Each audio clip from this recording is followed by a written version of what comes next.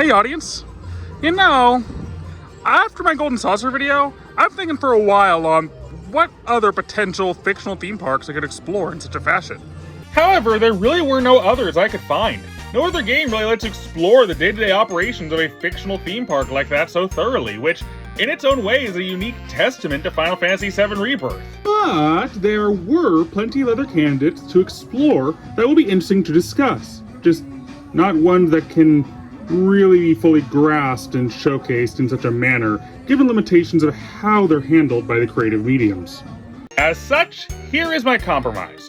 Taking my findings of potential options to explore and putting them into two top 5 lists. The best and worst fictional theme parks. First though, we do need to set some ground rules. Rule 1. While I did do quite a bit of research on my own, I did open up the question of potential parks to explore to my Discord, Twitter, and Blue Sky. So some of these were fan suggestions I had to look into on my own time. Rest assured though, for all fan suggestions I didn't think of first, I will be giving those who suggested them proper credit. Rule 2. The parks need to be fully open and active in their fictional setting. So nothing that we only see pre-opening or after its abandonment. We need to be able to see their proper day-to-day operations in the fiction they hail from. So sadly that means I'm going to have to reject these notable suggestions. My apologies.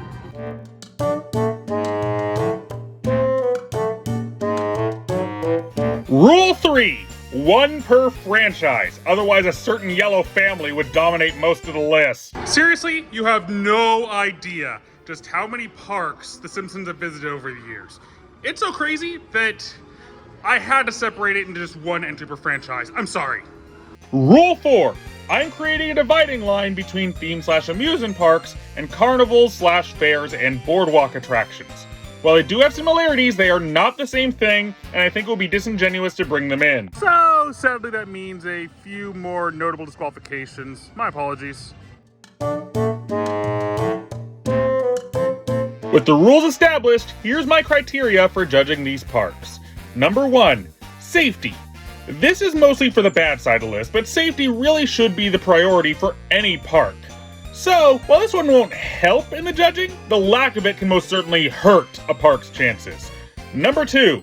Interest. What unique attractions is the park packing? What about it would make it interesting to explore? And finally, 3. Operations. Is the park laid out well via what we see? Can people within actually get from place to place easily? What kind of accommodations are available? Etc. Now, with that established, these are my top 5 best and worst fictional theme parks.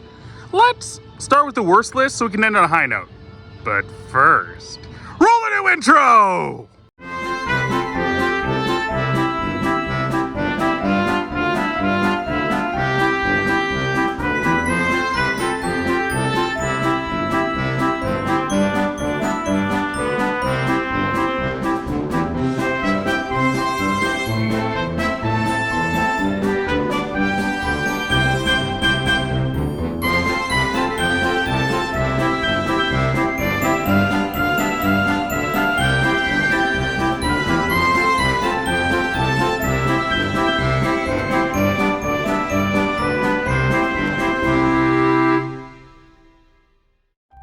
Number 5.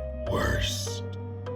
Well, put on your racing helmets and prepare to face off with some angry platformer fans, because right now, we're facing off with the main location of one of the most hated entries of the game series from a certain platforming marsupial. Crash Tag Team Racing's Motor World. This one? Oh boy, this one is exemplary for some of the worst park layout we have ever seen. Yes, I get it. The park is supposed to be a platforming area for the gameplay, but we're judging this as a park. And there's no sign that these perilous jumps, hazards, and obstacles to maneuver around the park's lands were as a result of damages or sabotage. This is just how it's built. So they make you jump around a bit. That's not so bad. At least the rides are worth it. Yeah, right. The idiot that built this place also set it up as a racetrack stadium, meaning that large amounts of the area are taken up by these tracks, leaving little to no space for any actual attractions. And don't tell me racing is the attraction, considering the races here are deadly as all hell, with missiles and bombs flying around. This is a freaking mess. And oh man, if that's not enough danger for you, I can elevate the danger level with just 4 simple syllables. Dioramas. Yeah! This park has so many different ways for someone within to get themselves killed that they're literally a collectible in the game. 34 in total. This whole park is one giant lawsuit waiting to happen. Motor World, a race to the bottom so pitiful, they somehow still got last place. Number 5, best. So, remember how at the beginning of this video I disqualified Jurassic Park because we never saw it open? Wouldn't it be convenient if then, perhaps, there was another park connected to that one that we did see open to the public and fully explorable within their canon? Oh yeah. Now I know what you're gonna say, this park is a safety nightmare. Look how many people got killed. But honestly, outside of that one day the film depicts, the park seemed to be doing pretty well for itself in terms of that. So, as long as the day you're going isn't the one the film takes place on, you are probably gonna have a damn fun, safe time. I mean, it's a wild animal park with dinosaurs. What more could you ask for? And not just that. We do see quite the varied lineup of attractions like helicopter flights, boat rides, and of course the insanely awesome idea that is the gyrosphere. Holy crap, I want to ride that thing, it looks so neat. Not to mention that it is still a park focused on education with hologram displays and shows benefiting of that style. Overall, I'd say that Jurassic World is actually a pretty dang good park. Just avoid the winter season. So, yeah, just avoid the day where the park went to hell and you're in for a good time. Speaking of hell, though. Number 4, worst. Oh, God, I know some of my colleagues are gonna hate me for this, but I gotta be honest. Number 4 on the worst list is Lululand. Lululand from hell of a boss. Let me just say, this is certainly a fitting display for the description of a theme park in hell. From the broken down FNAF-esque animatronics, the coaster that sets riders on fire, and the flagrant constant health and safety hazards, this place truly is just nightmarish. But what makes this worse than Motor World? At least this place is decently accessible. Well, this is an instance for it being higher up because it actually has less to offer. Lululand, from what we see, is little more than a very generic amusement park compared to the more extravagant theming of Motor World. So, while this is probably better designed, the actual experience or risking your life to indulge in would be far less worth it. But hey, at least have some rockin' tunes. That totally makes up for being a death trap. I mean, this is an amusement park that sells torches for crying out loud. This isn't gonna end well. Lululand. It certainly feels like it came out of the loo. Number 4, best. You know, just because you're a level from a platforming game series, that doesn't mean you have to be a sucky park. I mean, so long as you set up the actual obstacles as outside threats or parts of the backstage the guests aren't supposed to access, even the danger can be mitigated and still make for a good park overall. Take, for instance, the classic competitor to these guys. Sonic, the series I grew up with, which surprisingly gives us a decent amount of options to go through when it comes to theme park levels, but only one was fully realized enough as a park instead of just a level to run through in order to make a concept like this work. Twinkle Park, everyone. Yeah, when you look at most of the platforming in this level, it's either in guest inaccessible areas or utilizing paths to guess wouldn't due to your character's abilities. And there usually is shown signs of a proper path regardless. But yeah, between what looks like a really cool coaster, one of the most insanely awesome go-kart tracks I've ever seen, and a pretty nice atmosphere with the large castle in the center, this park really hasn't gotten the credit it deserves. Plus, all the enemies are Eggman designs, and thus clearly not part of the parks, just invading outside forces, so the danger from them shouldn't even be counted.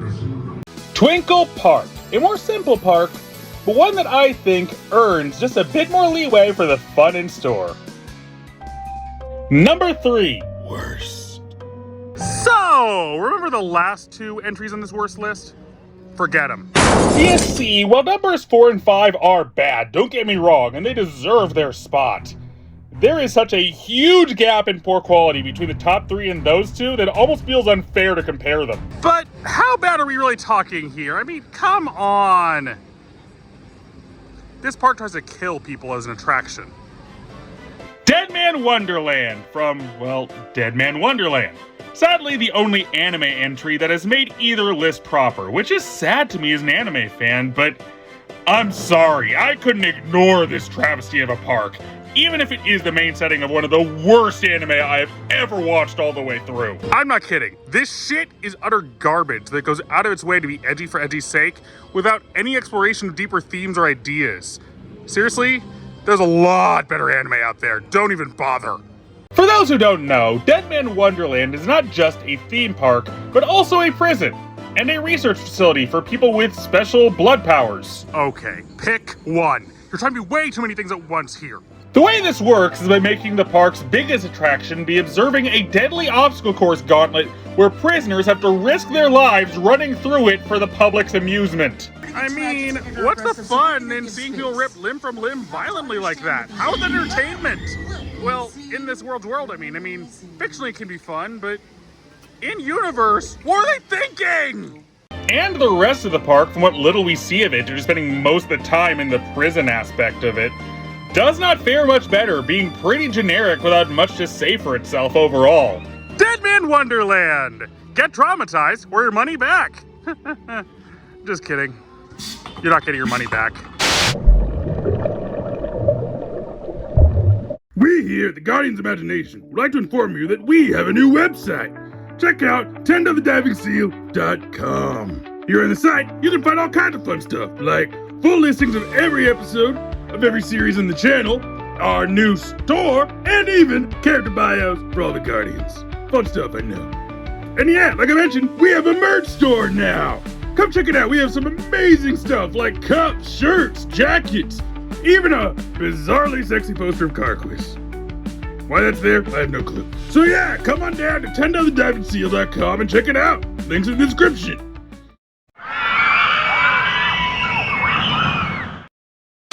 Number 3, best. And here we get to one of the only 2 fan suggestions that made one of the lists proper. And I am so happy for it, because I had no clue of its existence before asking for suggestions. So thank you, Micah Hirsch. Now, let's talk about a little show called The Emperor's New School.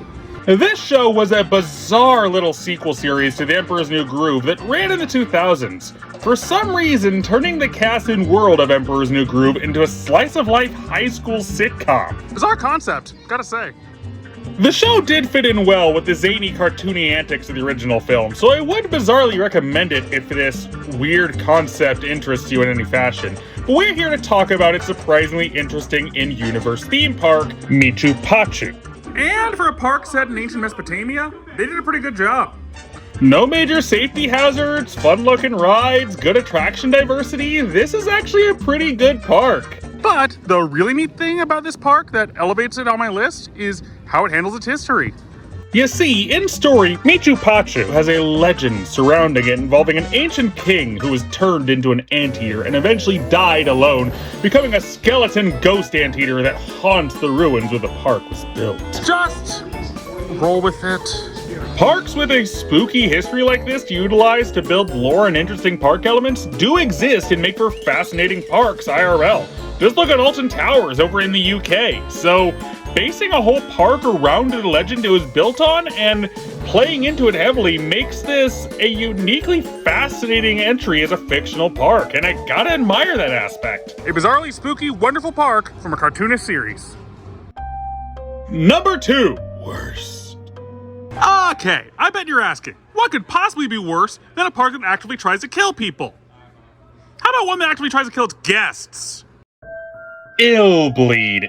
This park is the main setting of a somewhat obscure Dreamcast horror game from 2001 called, well, Illbleed. Unlike Crow Country though, we as players see the place open in-game, and oh boy, does this place have some problems. You see, Illbleed is not just a park, but also a challenge. Illbleed is a park with no rides. Instead, whoever is able to take part in all 7 of the park's horror mazes alive wins $100 million. Holy cow, that's a lot of money! Where do I sign up? Bad idea. Due to the insane amount of money on offer, this challenge is no freaking joke. They may claim this is just a horror challenge where the only thing in your way is how many scares you can stomach, but every horror element in this park is actively lethal and can cause physical harm to guests who stop them. This is including, but nowhere near limited to, burning up mutant horrors with flamethrowers, giant killer sandworms, murderous wooden puppets, killer lumberjacks, killer dolls, giant spider monsters, weird-ass murderous superheroes, just don't go to Illbleed, man. Sure, they technically give you your money back if you experience everything, but it is not worth it. That place is just straight up dangerous, has no rides, and it frickin' sucks. Number 2. Best. Okay, so I think we're safe. So let's talk about Danganronpa. Who the hell do you think you are stepping on my turf, Seal? Look, I know Danganronpa is your expertise in the channel now, but it's relevant here, okay? Can't you just let me do this, just this once? No, you gave me this role as the channel's Danganronpa analyst, and I'm going to live up to it. What are we talking about anyway? Nezumi Land from Danganronpa 2. That's not its name in park, it's just called the Fourth Island in game. It's the closest thing we get to a proper park name, okay? Anyway, Nezumi Land. While this park may be on the more generic side, it does make up for it with some fun atmosphere and the interesting details of what little theming it does have. Yes, from the large explorable castle that actually does include plot-important details, to the bizarre little candy land that Usami calls home, this park does have some genuine intrigue and interesting elements to its design. Not to mention what looks like at least a pretty damn decent coaster. My one concern, though, is the train ride to the funhouse, given the thing gasses riders asleep and traps them in the funhouse for days on end. Actually, I'm going to defend this. What? I mean, the fact that the train has a giant Monokuma symbol on it already shows us as an audience that the ride was tampered with by the little creep. So, who's to say that the more dangerous elements and the lack of exit from the funhouse weren't alterations to the attraction by the bear in question, just for the sake of the killing game? I see. So we can infer instead that those more dangerous, threatening elements aren't part of the attraction's actual design for the park and shouldn't be considered? Exactly. Cheap. Kind of a cheap way to address the issue. But fun, I'll let it pass. Nezumi Land. Sometimes a simple park can have its simple charms. Now, will you let me finish my countdown? Well, you did say one per franchise, so I doubt any more Dangan stuff will come up soon. Bye. Anyway, now it's time for the honorable mentions! The ones that qualify based on the rules, but just didn't make either list proper. Let's start with the worst honorables. Spooky Island from the first live-action Scooby-Doo film, a horror-based theme park filled with actual life-threatening monsters that rip out your soul and possess your body. No thank you. Also, horrible park layout with a ton of dead space. Adrenaland from Fairly Odd Parents, disgusting theme, generic park, doesn't care much for safety, talk about a botched operation. Lard World from Milo Murphy's Law. I already talked about this one during the second part of my Weird Al and theme parks retrospective, but this place was more than deserving given all the health code and safety violations, not to mention the awful smell. Wonder Park from Wonder Park. Do I really need to say more about this generic trash of a park with flagrantly safety violating attractions? And finally, Dreamland from Sailor Moon. A really generic park that goes out of its way to avoid any form of immersion whatsoever by outright revealing the animatronics as animatronics whenever asked. Truly horrible. And of course, now for the best list honorable mentions. Glove World / Universe from SpongeBob. Pretty generic, but mostly pretty safe with some fun-looking attractions. Super Silly Funland from Despicable Me. Kind of feels like cheating being kind of a boardwalk, but I'll let it pass due to being referred to as a land. Also, that coaster does look fun as hell. Peanut Park from Mario Sunshine. Pretty small and generic, but seems like it could be a fun time, especially with that coaster. Wahoo World from Splatoon. We don't see much of this park, but what we do see from the game map does look pretty promising. And finally, Luna Park from Futurama.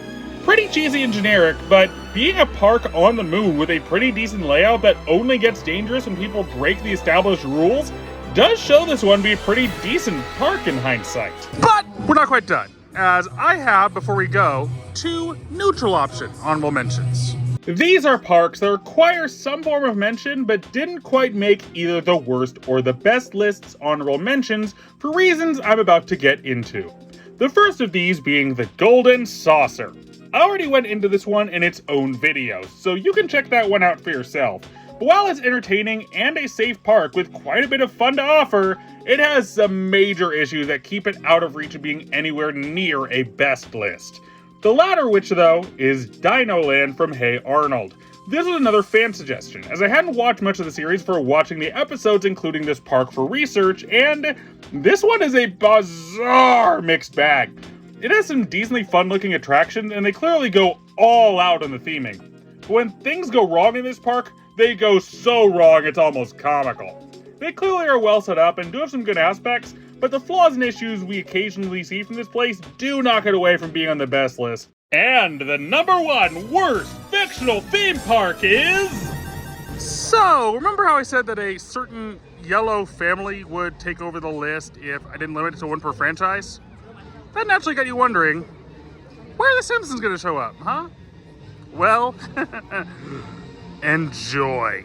Itchy and Scratchy Land. I'll bet you're all wondering how the heck any park could be worse than frickin' Illbleed, huh? Well, at least the danger of Illbleed was contained to the park itself. At least they didn't nearly cause a robot apocalypse. Yeah! This park nearly causes a robot apocalypse as a large horde of itchy and scratchy robots go nuts and start attacking people with chainsaws. And it gets so bad, they need to evacuate everyone in freaking helicopters. This place royally effed up.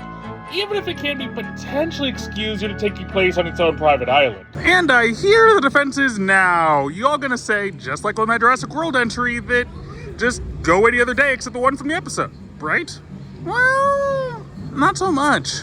This park's standard attractions include a parade that splatters blood on guests, a tavern that could potentially chop up guests with a giant knife, one of the most ridiculous and unsafe log flumes ever put together, a child care facility that actively suffocates babies, a minefield, shops that include active Klan representation in their merchandise, and so much more. This place is a freaking nightmare of the park, and the show doesn't even seem to recognize just how horrid it is.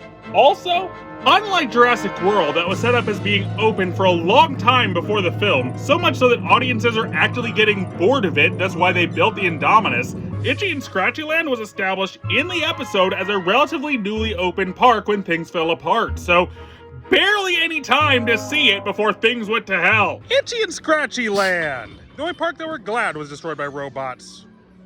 And now, the best fictional theme park is... You know, one of the reasons I wanted to do this project was in hopes of finding something. Anything better than what I thought would be my obvious #1.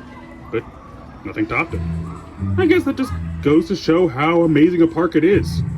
Ladies, gentlemen, everyone in between and outside the spectrum entirely, I give you Retroland! Retroland from Jimmy Neutron. Just holy hell, every time I see this park in the show or movie, this place looks freaking awesome. From insanely themed coasters that could make Alton Towers blush, to some insanely visually interesting flat rides, and a surprisingly robust show of park safety when the park is properly working, this park kind of wins out in a major way. So long as you don't take the games as canon, but why would you? Surprisingly for a #1 though, there's not much to say. The park does not appear for long in its many appearances across Jimmy Neutron as a franchise, but every time it does, nothing goes wrong unless the attractions are altered by outside forces, and the rides just plain look inventive and fun. This one earns #1 on pure quality and show of safety alone, and frankly, it deserves to. Goes to show that science is the recipe for good theme park design. Retroland, just an easy #1 without contest. Truly, the park over any other that I as a fan am annoyed cannot be experienced by us annoying real people. If there are any parks you feel we missed or that you'd like to spread your opinions on, feel free to share them in the comments below. Regardless, thanks so much for watching. Don't forget to like, comment, and subscribe, and I'll see you next time for more mockery and tomfoolery.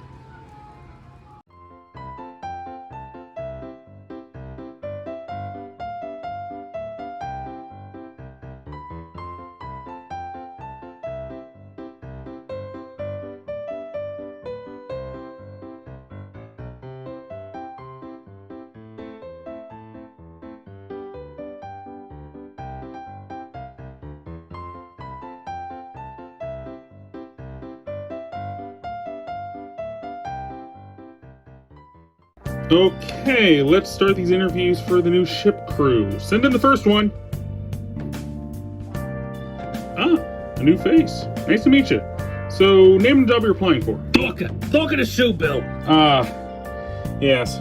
Given the size of the ship, it's the only position we're looking for 2 of. So, tell me a bit more about yourself. New Yorker, born and raised. Not easy for a bird out there with how many of us there are, so picked up some skills. So I make myself useful. So, what do you think you can bring to things? Already, just walking over here, noticed 5 structural integrity concerns and a leak in the oxygen lines that'll reduce intake. Fix those right away, and you got a job. On it. Name? Juliet the octopus. Please, call me Julie. I'm guessing you'll be applying for the maid position given that outfit. Yeah. I'm sure I can be useful keeping things clean around here. Now, do keep in mind this is a pretty big ship. We'll expect everyone to do basic cleaning and pick up their own mess. So your job will be more spot cleaning, dusting, upkeep, and bathrooms and the such. Sound cool? Yeah, I can do that. You seem nervous. Is everything okay? I'm so sorry. I can be kind of shy and nervous, and I'm sorry to make this difficult. Stop apologizing. In fact, it's okay. You got the job. Really? Yeah, that's a good promise in you. Oh, thank you. Thank you, Tendo. I'll do my best. Okay, Nami, who's next? Our potential hire for the medic. Send them in. Hi, I'm Velvet. Nice to meet you. Okay, Velvet the rabbit. Medic's gonna be a tough job. You sure you're up for it? Of course. I am licensed after all. Fair. What's your experience? Let's see. I worked as a therapist, pediatrician, nutritionist, chiropractor, gynecologist, general care doctor. Oh, and as a surgeon for a few years. All of that? Damn, I think you may be overqualified. Well, I kind of took the job after, well, let's just say I made some bad choices back home. I need to find a job off the grid for a bit. Well, you're more than qualified and willing to work for what we're offering, so welcome aboard.